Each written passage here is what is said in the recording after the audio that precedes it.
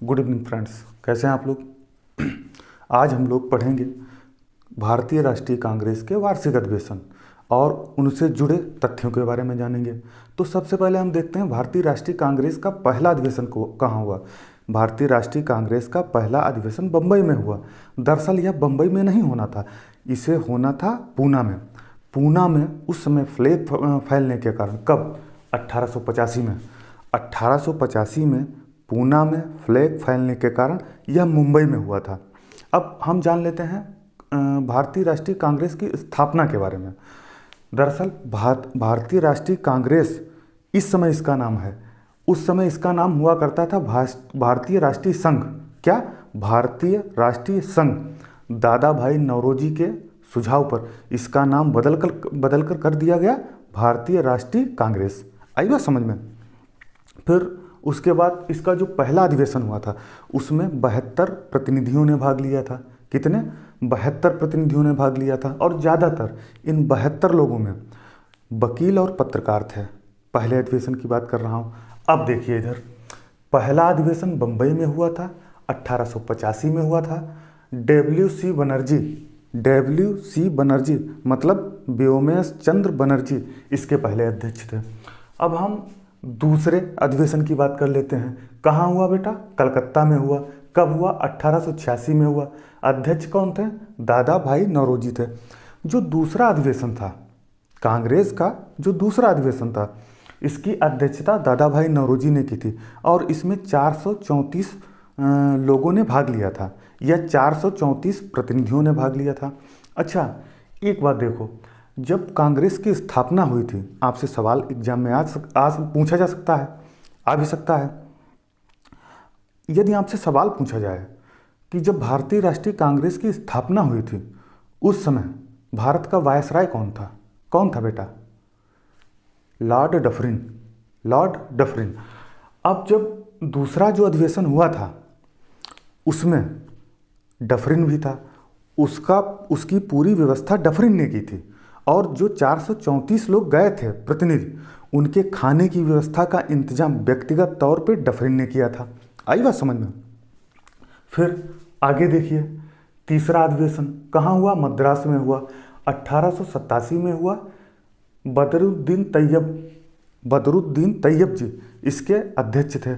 और एक बात हम कह सकते हैं, बदरुद्दीन तैयब कांग्रेस के पहले मुस्लिम अध्यक्ष थे। जो ये तीसरा अधिवेशन मद्रास में हुआ था 1887 में, इसमें अध्यक्षता बदरुद्दीन तैयब ने की थी। यह पहले मुस्लिम व्यक्ति थे। आई बात समझ में। दूसरी बात इनके बारे में ये जान लेते हैं, इस अधिवेशन में जो प्रतिनिधि आए थे वो 607 प्रतिनिधि आए थे। एक बात और, जो लॉर्ड डफरिन था यह इस अधिवेशन में रुष्ट हो गया था और इसने बहुत जोरों शोरों से कांग्रेस की आलोचना की थी। सवाल बनता है यहाँ पे, किस अधिवेशन में या किस अधिवेशन की लॉर्ड डफरिन ने आलोचना की थी? तीसरे अधिवेशन की अध्यक्ष कौन थे? बदरुद्दीन तैयब जी। अगला देखिए, चौथा अधिवेशन कहाँ हुआ था? इलाहाबाद में हुआ था। कब हुआ था? 1888 में हुआ था। अध्यक्ष कौन थे? जॉर्ज यूल थे। जॉर्ज यूल पहले अंग्रेज अध्यक्ष थे। जॉर्ज यूल कांग्रेस के पहले अंग्रेज अध्यक्ष थे। ठीक बात। फिर इन्होंने जो अपना अध्यक्ष थे, जो इन्होंने संबोधन दिया था सबसे पहले, उसमें उन्होंने एक बात कही थी कि पहले हम भारतीय हैं, बाद में हिंदू, मुस्लिम, सिख, ईसाई, बाद में ये सब हैं। ठीक है। अगला देखिए, पांचवा अधिवेशन कहाँ हुआ था? बम्बई में हुआ था। 1889 में हुआ था। अध्यक्ष कौन थे? विलियम वेडनबर्न। इनके समय की एक बात याद रखिएगा, क्योंकि इससे पहले जितने भी कांग्रेस के अधिवेशन हुए हैं उसमें महिलाओं ने भाग नहीं लिया था। पांचवें अधिवेशन में बेटा, पांचवें अधिवेशन में जो बम्बई में हुआ था 1889 में हुआ था, अध्यक्ष विलियम वेडनबर्न थे। इस समय इस अधिवेशन में महिलाओं ने भी भाग लिया था। यहाँ से भी आपका सवाल बनता है, किस अधिवेशन में महिलाओं ने भाग लिया था? पांचवें अधिवेशन में महिलाओं ने भाग लिया था, अध्यक्ष विलियम वेडनबर्न थे। ओके। फिर छठवां देखिए, कहाँ हुआ था बेटा? कलकत्ता में हुआ था। कब हुआ था? 1890 में हुआ था। अध्यक्ष कौन थे? फिरोज शाह मेहता। इनके समय की एक बात याद रखो, इनके समय में कलकत्ता विश्वविद्यालय की पहली महिला स्नातक कादम्बिनी गांगुली ने पहला संबोधन दिया था। फिर अगला देखिए, 7वां अधिवेशन कहाँ हुआ था? नागपुर हुआ था। कब हुआ था? 1891 में हुआ था। अध्यक्ष कौन थे? पी आनंद चार्लू। कौन थे? पी आनंद चार्लू। इन्होंने क्या कहा था? इन्होंने कहा था कांग्रेस का नारा है या कांग्रेस का कहना है, मतलब पूरे कांग्रेस में जितने भी प्रतिनिधि आए थे उनकी तरफ से इन्होंने कहा था कि सबसे पहले हम राष्ट्रीय हैं या हमारी राष्ट्रीयता है, कि सबसे पहले कांग्रेस जो है वह एक राष्ट्रीयता है। इस बात को इन्होंने एक नारे के तौर पे प्रयोग किया था। आई बात समझ में? अब देखिए, क्योंकि ये तो आपके समझ में आ गया होगा, ऊपर के जितने हमने अभी तक कितने देखे हैं, पहला देखा, दूसरा देखा, तीसरा देखा, चौथा देखा, पांचवा देखा, छठवां देखा, सातवां देखा।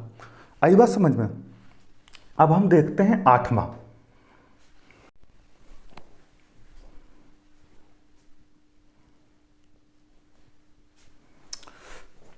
आठवां अधिवेशन कहाँ हुआ था?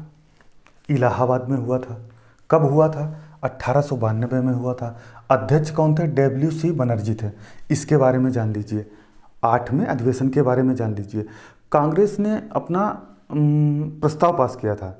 कांग्रेस ने 1890 में एक प्रस्ताव पास किया था कि हमारा जो अगला अधिवेशन होगा 91 में, वो इंग्लैंड में होगा, लेकिन कुछ कमियों और कारणों की वजह से यह इंग्लैंड में नहीं हो पाया। कहाँ हुआ? इलाहाबाद में हुआ। 1892 में अध्यक्ष WC बनर्जी।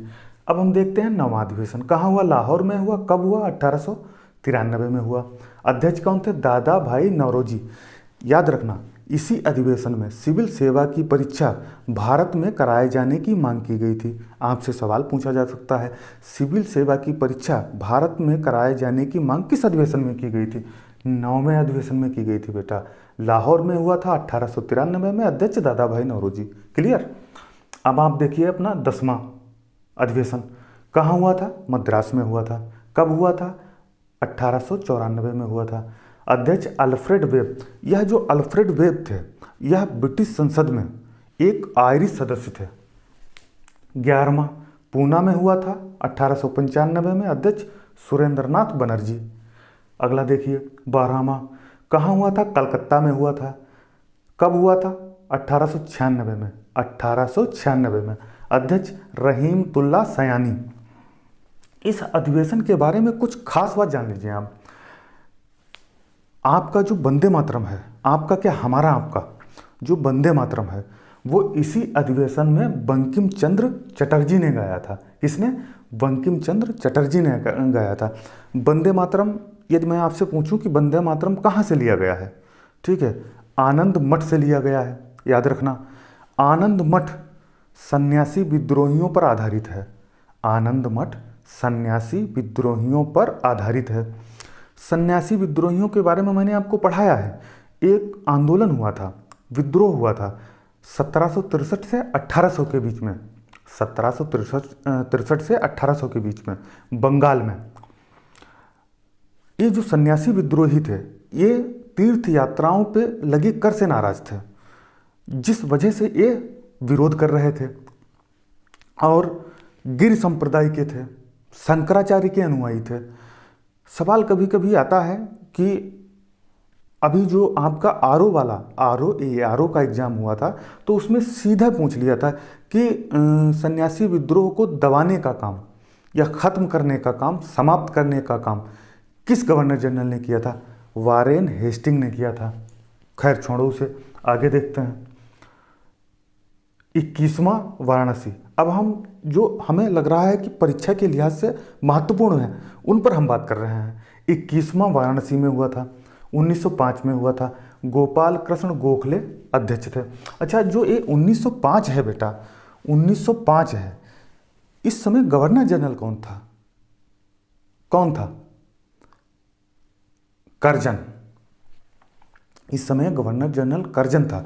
करजन के बारे में एक बात और जान लीजिए, करजन को भारत का सबसे अलोकप्रिय गवर्नर जनरल कहा जाता है। वायसराय, गवर्नर जनरल नहीं, खत्म हो गए थे गवर्नर जनरल, अब वायसराय होते थे 1858 के बाद। वायसराय, ये जो था वायसराय था 1905 में। आई बात समझ में? अगर ये सबसे अलोकप्रिय था तो फिर लोकप्रिय कौन था? Lord Ripon. लॉर्ड रिपन को कहा जाता है कि भारत का सबसे लोकप्रिय गवर्नर जनरल था। आगे देखिए, 22वां कलकत्ता में हुआ था, 1906 में हुआ था। अध्यक्ष दादा भाई नौरोजी थे। इसी अधिवेशन में स्वराज शब्द का प्रयोग किया गया था। इसी अधिवेशन में 1906 वाले अधिवेशन में स्वराज शब्द का प्रयोग किया गया था। अब हम देखते हैं 22वां हो गया, 23वां देखते हैं बेटा। 23वां कहाँ हुआ था? सूरत में हुआ था 1907 में। ठीक है, अध्यक्ष रास बिहारी बोस। इसके बारे में हम थोड़ी बातें जान लेते हैं। यह अधिवेशन सूरत में हुआ जरूर था, लेकिन इसे होना था नागपुर में। अब इस समय जो स्वराज शब्द हमने पहले वाले में बताया कि 1906 में स्वराज शब्द का प्रयोग किया गया था, लेकिन 1907 वाले अधिवेशन में स्वराज शब्द की व्याख्या को लेकर कांग्रेस में फूट पड़ गई थी और कांग्रेस दो जगह डिवाइड हो गई थी, दो जगह बट गई थी, नरम दल और गरम दल में, जिस वजह से सूरत अधिवेशन की कार्यवाही पूरी नहीं हो पाई। सूरत अधिवेशन की कार्यवाही नहीं पूरी हो पाई और यह अधिवेशन दोबारा या दूसरी बार मद्रास में हुआ था। और अब जब नरम दल में और गरम दल में आपस में फूट पड़ गई, तो जो गरम दल के नेता थे वो कांग्रेस के साथ नहीं रहना चाहते थे। अब कांग्रेस पर जो प्रभुत्व था वो नरम दल का स्थापित हो गया था और पुनः 1908 में यही अधिवेशन मद्रास में दोबारा हुआ था या दूसरी बार हुआ था। क्लियर? अब देखिए आप 26वां कहाँ हुआ था? कलकत्ता में हुआ था, 1911 में हुआ था। अध्यक्ष विशन नारायण दत्त है। अब जो 11 है ये भी परीक्षा के लिहाज से काफ़ी इंपॉर्टेंट है, क्योंकि इसी के अंतर्गत 1911 के ही अंतर्गत जनगण मन अधिनायक गाया गया था। क्या? जनगण मन अधिनायक, हमारा राष्ट्रगान। ठीक है, और 1911 में अध्यक्ष वायसराय था लॉर्ड हॉर्डिंग और इसी समय जॉर्ज पंचम आया हुआ था हमारे यहाँ दिल्ली दरबार, जिसके जॉर्ज पंचम आया था और तृतीय दिल्ली दरबार का आयोजन किया गया था। तृतीय दिल्ली दरबार को आप पढ़ लीजिए अच्छे से, क्योंकि तृतीय दिल्ली दरबार में बंगाल विभाजन को भी रद्द किया गया था।